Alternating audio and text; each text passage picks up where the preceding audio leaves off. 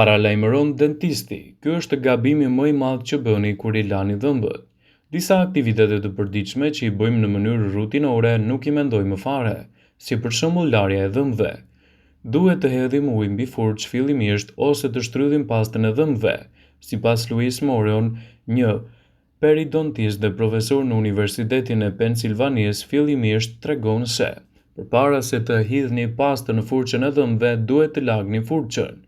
Fijet e thata dhe nëse furça është super e butë, kanë një fuqi të fortë gërryese.